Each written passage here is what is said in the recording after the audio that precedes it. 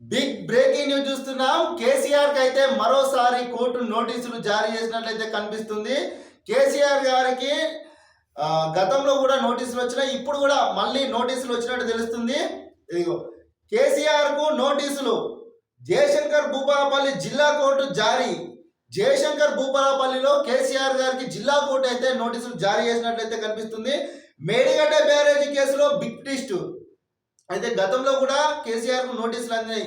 గతంలో మేడిగడ్డకు సంబంధించి బ్యారేజీకి సంబంధించిన నోటీసులు అందినాయి. మళ్ళీ ఇప్పుడు కూడా నోటీసులు అందినాయి.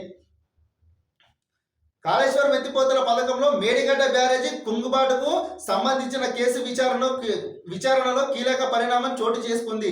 ఈ మొత్తం వ్యవహారంలో తెలంగాణ మాజీ సీఎం బీఆర్ఎస్ అధినేత కేసీఆర్ కు జయశంకర్ భూపాలపల్లి జిల్లా కోర్టు మరోసారి నోటీసులు జారీ చేసింది. జయశంకర్ భూపాలపల్లి జిల్లా కోర్టు అయితే మరోసారి అయితే కేసీఆర్ కు నోటీసులు అయితే జారీ చేసింది. గతంలో పంపించిన నోటీసులు ఆయనకు అందలేదని చెప్పారట.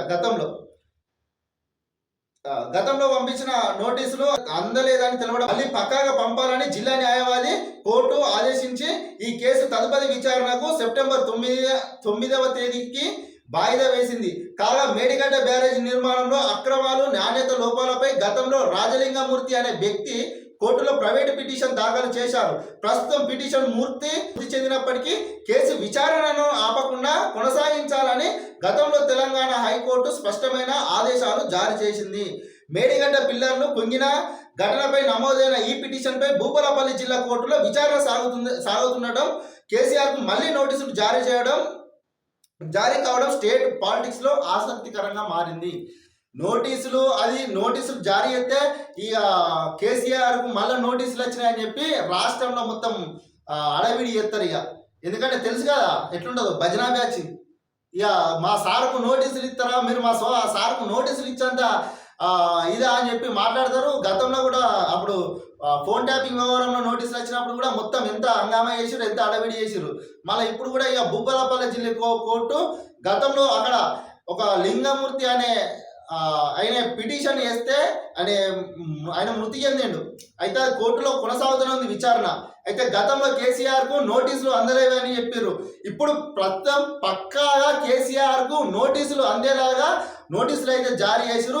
మరి ఇది మేడిగడ్డకు సంబంధించింది నాణ్యత లోపము, ఆ పిల్లర్లు కుంగడం, దానికోసమే పిటిషన్ కొనసాగుతుంది. మరి కేసీఆర్ ఈ నోటీసులు అందుకున్న తర్వాత మరి ఈ నోటీసులపైన కోర్టుకు హాజరవుతారా, మరి హాజరు కాడా, నాకేంది అని చెప్పి సపరేట్గా గట్టినే ఫామ్ హౌస్లో వండుకుంటాడా, ఇక ఫామ్ హౌస్లో వండుకొని బయట ఉన్న దబల బ్యాచ్తో మళ్ళీ భజన చేయిస్తారా, మరి చూద్దాం. ఈ వచ్చే నెల సెప్టెంబర్ 9కి మరి నోటీసుల వరకు మరి కేసీఆర్ ఏం నిర్ణయం తీసుకుంటారో చూద్దాం.